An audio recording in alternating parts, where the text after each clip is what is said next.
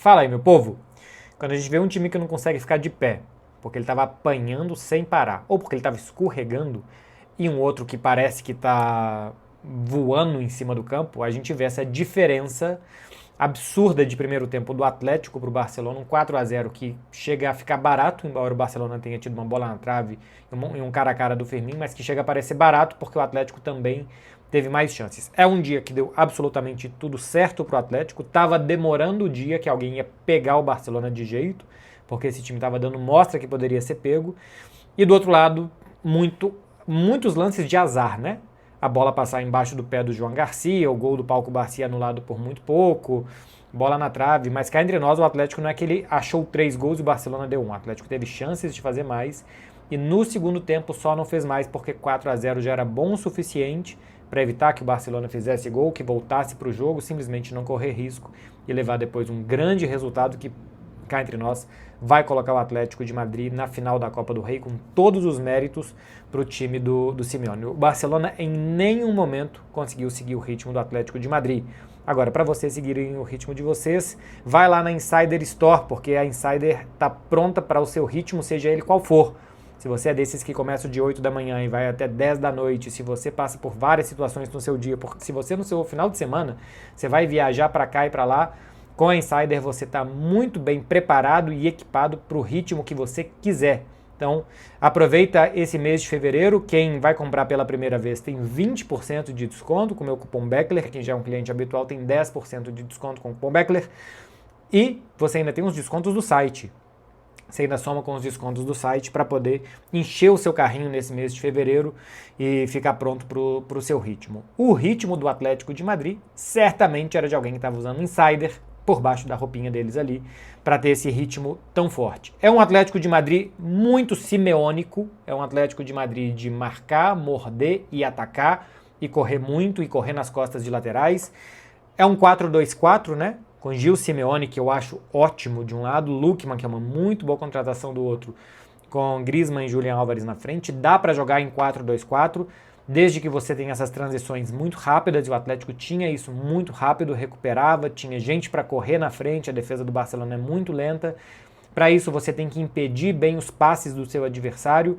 O Barcelona não conseguia no primeiro tempo impedir os passes, os jogadores do Atlético tinham facilidade de girar e de lançar, e como tinha muita gente para correr, basicamente era conseguir dominar e dar uma bola na frente, porque esses caras estavam sempre de frente entrando e a defesa do Barcelona tentando sair.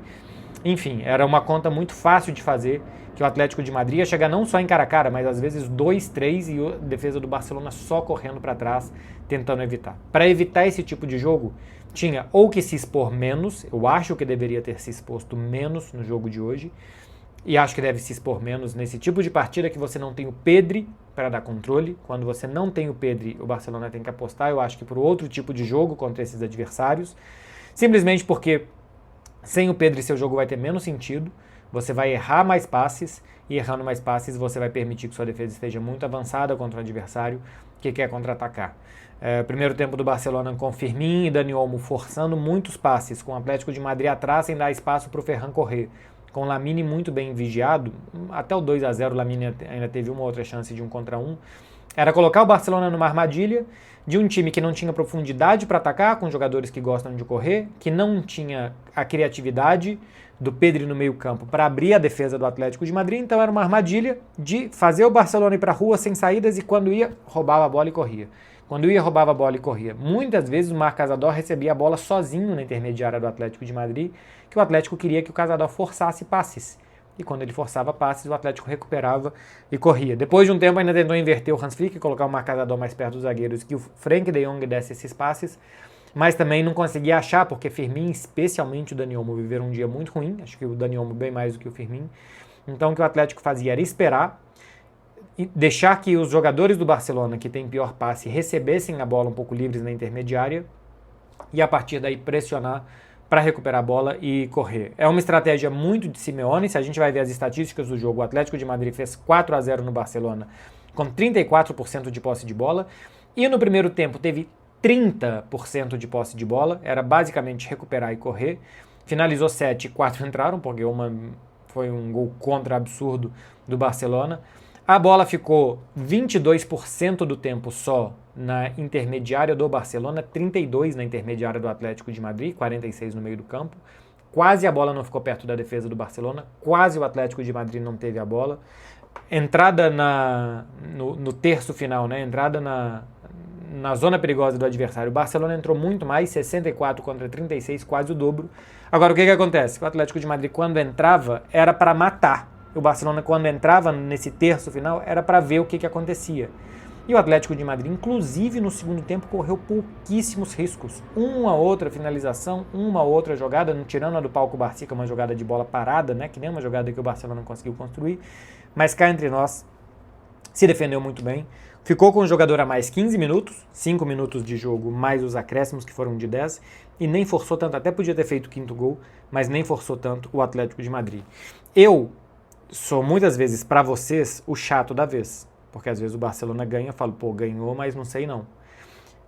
O jogo do Atlético de Madrid, para mim, mostra que o Barcelona não está no nível da temporada passada por conta dos jogos grandes.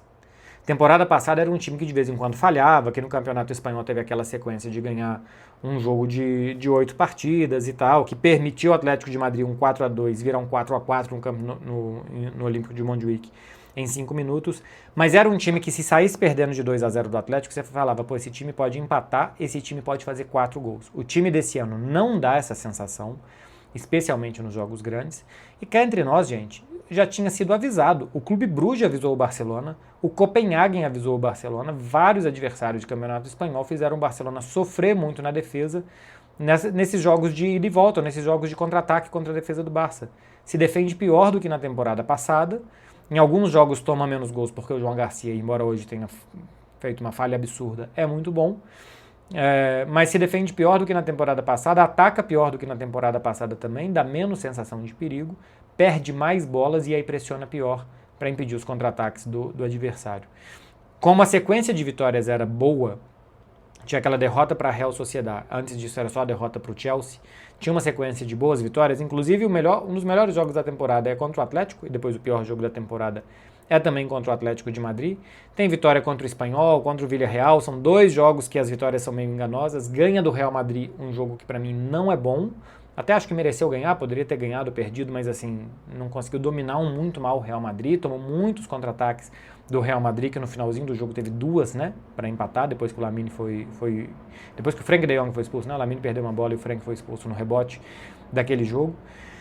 Então eu estava curioso para ver, e acho que eu termino o vídeo aqui do final de semana, que o Barcelona venceu 3-0 o Mallorca em casa, né? Eu termino falando, bom, agora vem o Atlético de Madrid, o time descansou basicamente contra o Mallorca e vamos ver no jogo grande o que acontece. E o jogo grande me mostrou que o Barça não está à altura.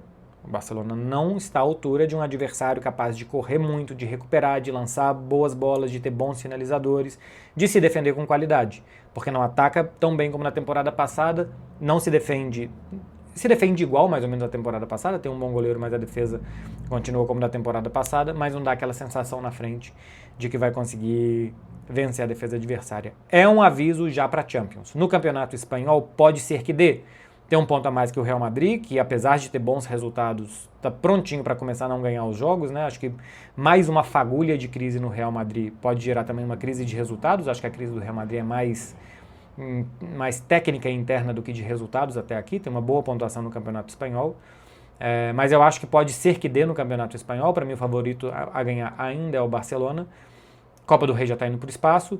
E na Liga dos Campeões, para mim está muito claro que a partir das oitavas de final, virá para o Barcelona ou PSG ou Newcastle, uma vez que Paris Saint-Germain e Newcastle passem dos seus adversários no mata-mata, né, nesse playoff. Depois eles vão cair para o Barcelona, um vai cair para o Barcelona, outro vai cair para o Chelsea. Quem cair para o Barcelona aí já é muito perigoso, porque são 2 times que contra-atacam muito bem, e o Barcelona eu acho que precisa controlar melhor os jogos. Esse vai e volta não está dando certo, sem o Pedri dá menos certo ainda, porque para de ter sentido que seja muito mais ida do que volta. Sem o Pedri tem muitas voltas, tem muita perda de bola e tem muita bola estourando lá atrás. E sem o Rafinha, além de ter muita perda de bola sem sentido, ainda tem uma pressão muito pior. E hoje ainda não tinha o Rashford, então não tinha nem velocidade e intensidade na frente, porque Dani Olmo e Firmino não conseguiram fazer isso. O Atlético de Madrid, por outro lado, para quem está assistindo aqui, gosta do Atlético de Madrid ou simplesmente quer saber um pouco mais de futebol. Se defendeu muito bem, acho que protegeu muito bem o lado do Lamine, deixava o Lamine sem muitas ajudas, porque era 1 contra 1, mas a marcação que chegava muito bem em cima dele, um Lamine que escorregava muito também, e de resto era fazer essa armadilha que eu falei, né? Promover a armadilha, colocar os jogadores de frente para correr. O Gil Simeone é um jogador subestimado, eu acho que ele é muito rápido, muito explosivo, conduz muito bem em velocidade, é muito bom.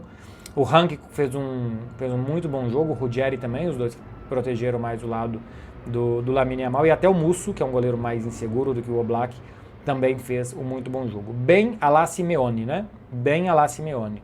Pouca posse de bola, muita recuperação, às vezes sobe para pressionar, mas muitas vezes espera um pouco mais atrás para roubar e correr, roubar e correr, roubar e correr, e fez isso no primeiro tempo de forma magistral e foi muito bem. Tinha gente me perguntando sobre o impedimento do Pau Cubarsí. As linhas foram traçadas ali, uma vez que elas são traçadas a gente precisa acreditar nas linhas, acontece que a finalização do Firmino, a bola bate no pé do Robert Lewandowski. E o Pau Cubarsí está à frente da linha da bola. Eu não sei se na verdade ele foi marcar o impedimento pela linha da bola ou porque o Cubarsí está à frente do Lewandowski.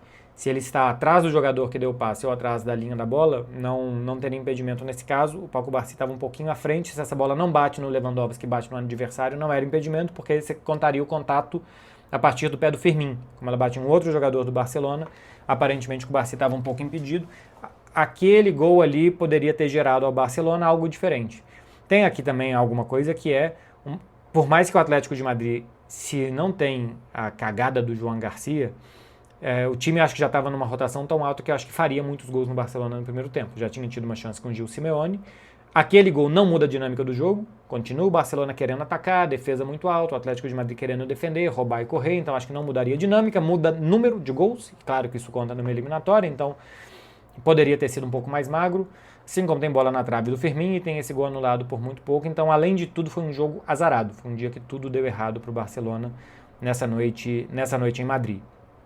Veremos se será um aviso para a Liga dos Campeões. Para mim, é a única forma dessa derrota ter alguma serventia.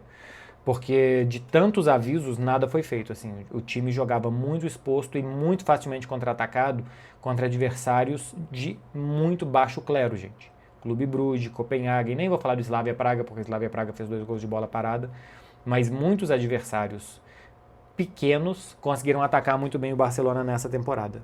Aí quando chegou um bom adversário, fez o que fez em 45 minutos. Pior derrota do Barcelona, acho que eu já falei aqui no início, né? Em 3 anos. Desde a derrota para o Real Madrid em 2023, pela Copa do Rei, em abril, lá no Camp Nou, o Barcelona não perdia por tantos gols.